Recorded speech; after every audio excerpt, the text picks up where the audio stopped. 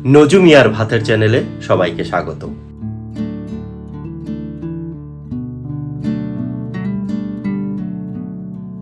আজকে আমরা কি রান্না করব?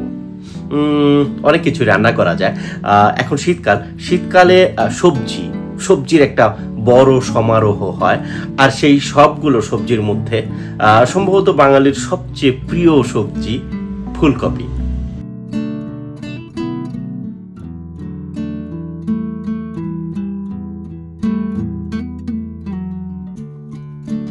ফুলকপি গন্ধ নেই, গোলাপের যেমন গন্ধ থাকে, রজনীগন্ধার গন্ধ থাকে, দোলন চাপার গন্ধ থাকে, শিউলির গন্ধ থাকে।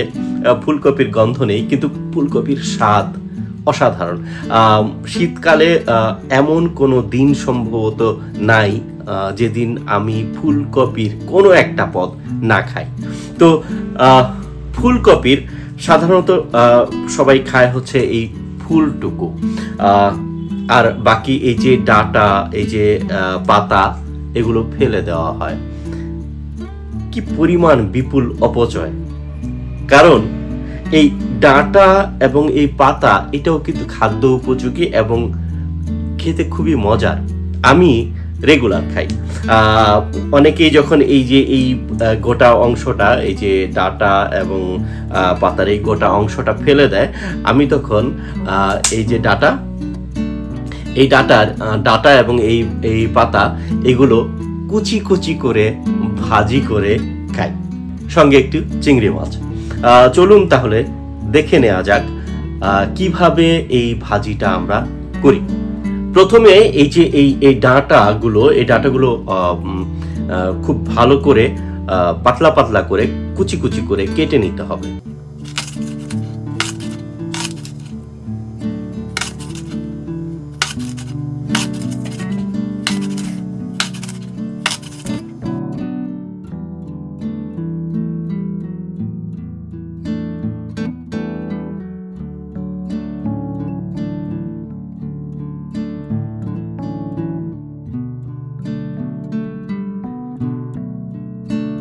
কিছু পেঁয়াজ কুচি আর আদা কুচি আর অল্প কয়েকটা কাঁচামরিচ ফালি করে নিয়েছি।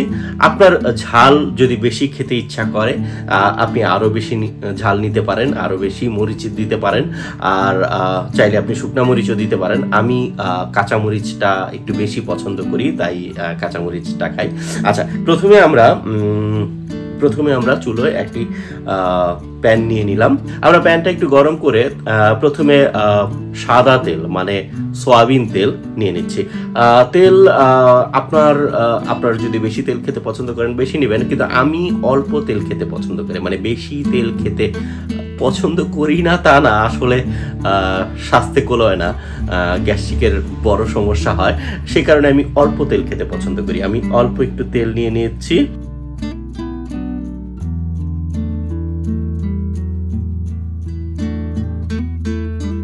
তেলটা গরম হয়ে এলে এবার আমরা পেঁয়াজ কুচিটা দিয়ে দিলাম।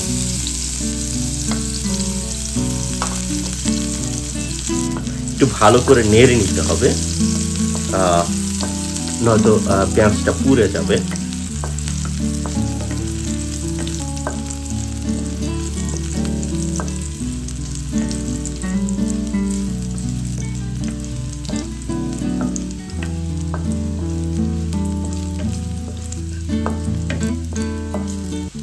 পেঁয়াজটা মোটামুটি একটু নরম হয়ে এলে এবার আমরা একটু রসুন কুচি দিয়ে দিলাম। এটাও ভালো করে নেড়ে নিতে হবে।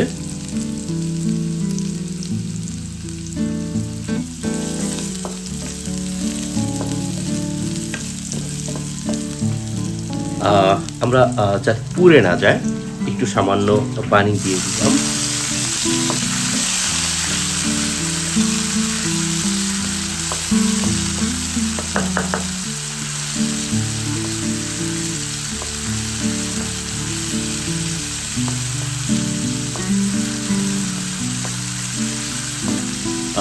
সামান্য একটু হলুদ, হালকা পরিমাণে,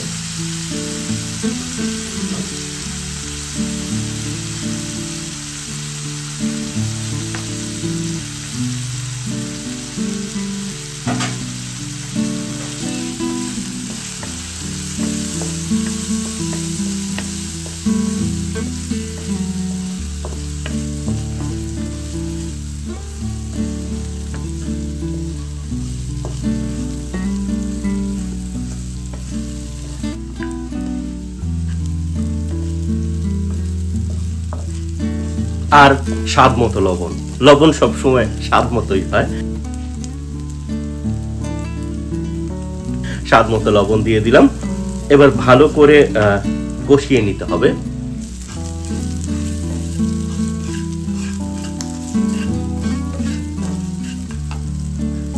আচ্ছা, এবার এই যে চিংড়ি মাছগুলো, কুচো চিংড়ি, ছোট ছোট চিংড়ি, মানে বড় চিংড়ি আপনি চাইলে দিতে পারেন, কিন্তু তখন এটা আর ফুলকপির ডাটা ভাজি থাকবে না, একটা চিংড়ি ভাজি হয়ে যাবে। তো একটু কুচো চিংড়ি, আমি একটু কুচো চিংড়ি দিয়ে দিলাম।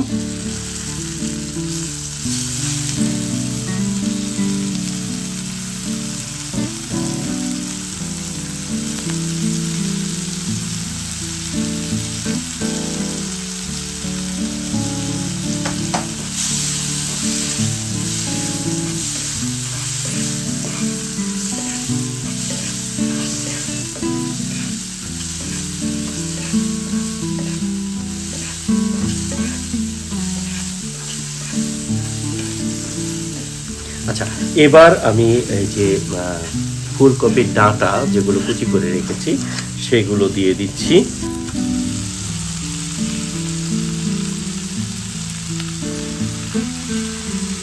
একটু ভালো করে নেড়ে দিতে হবে।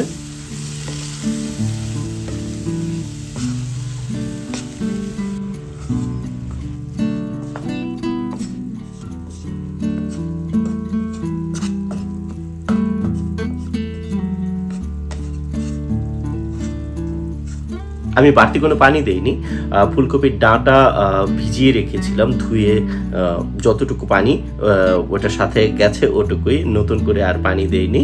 আচ্ছা, এবার আমি ঢেকে দিচ্ছি,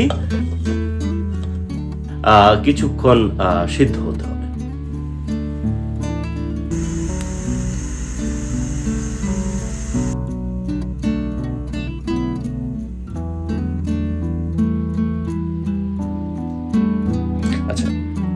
এবার একটু তুলে দেখি।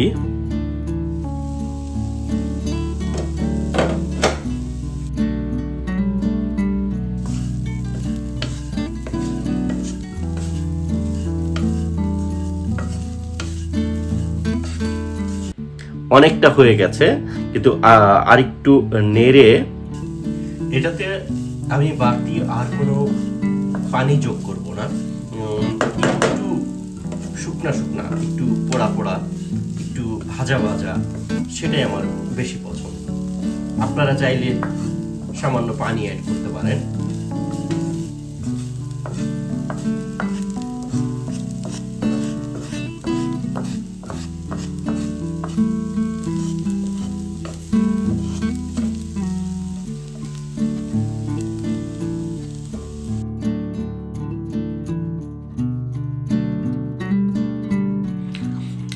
আমি এটুকু নিশ্চিত করে বলতে পারি, যারা এতদিন ফুলকপির এই ডাঁটা এবং পাতা ফেলে দিয়েছেন, খাননি, তারা একবার চেষ্টা করে দেখুন। আমার ধারণা আফসোস করবেন যে এতদিন কেন খাইনি। ধন্যবাদ।